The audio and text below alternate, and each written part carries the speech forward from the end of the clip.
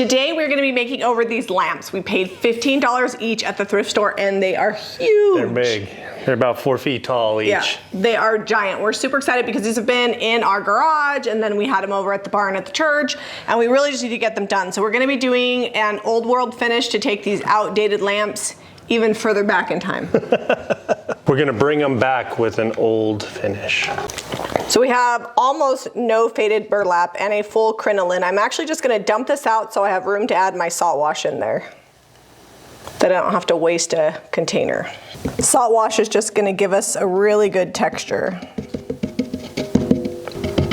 It's all salt wash now. So this is not quite 1-to-1 ratio. It's probably like a 3-to-1. So keep that in mind. There are directions on the jar that'll tell you exactly how thick to make it if you want it super thick. So we're gonna just be adding this texture.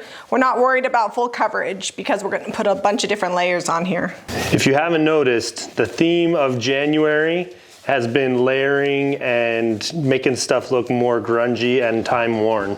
To purchase the paint and products you see us use today, visit JamiRayVintage.com. I've got some navy blues here in Sweet Pickins milk paint and just gonna mix this up in this cup.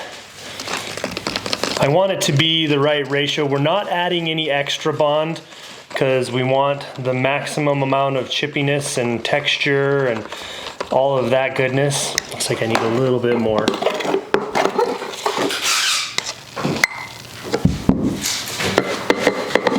I have to use all of this. With this paint finish, really what you're gonna see us doing is alternating between dark and light. So they started out dark, we did our texture in the light base. We're gonna come back with some dark navy blues milk paint, and the next step is gonna be a lighter wash. So if you want different colors but the same technique, that's kind of the thinking behind it. And the salt wash gives it that good base texture that it will come all the way through your finish. The salt wash also really helps the milk paint stick and adhere, especially if you've got a shiny piece. If you put some salt wash on that and then milk paint over the top of that, you're gonna get some really good adhesion. All right, hot water in here. We're gonna go with some Sweetie Jane and Sweet Pickins milk paint. And we're sticking with that theme of light to dark in the contrast of the colors that we're layering on here. And this, we want more like a wash. I'm gonna leave it intentionally thin.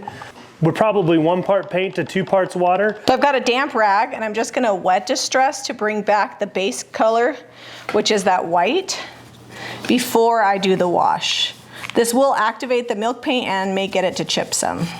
The salt wash really gives us all the crusty detail and texture and comes through, and we're getting down to some of the base layers. So we've got dark, light, dark, and the next color is gonna be light. These have been wet distressed, and now we're gonna go on with the Sweetie Jane wash.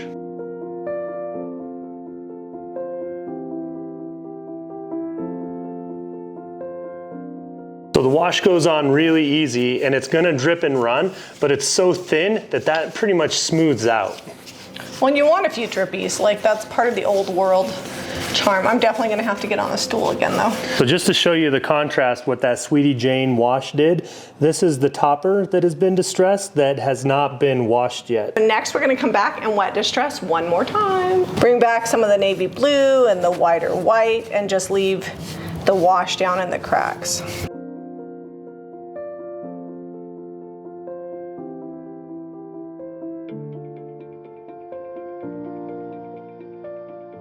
Yes, Jamie's kneeling on the counter, and yes, we are starting to put Pennies from Heaven, which is DIY's copper patina on. This does not wet distress, so as I'm adding it, I'm just wiping it back with my finger because I would have to use a sander, which I guess I could. And I'm just gonna wait until she gets hers done and then do mine kind of as we go down to match.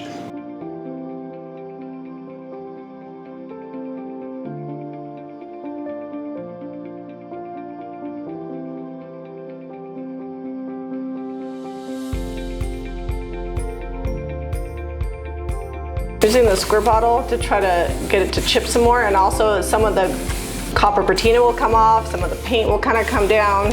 It's just going to be subtle.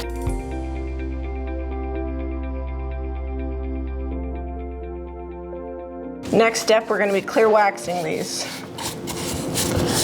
It's going to take a hot minute because there's a lot of areas. We're clear waxing because we're gonna add some dark wax, but the clear wax helps give us some control over the dark wax.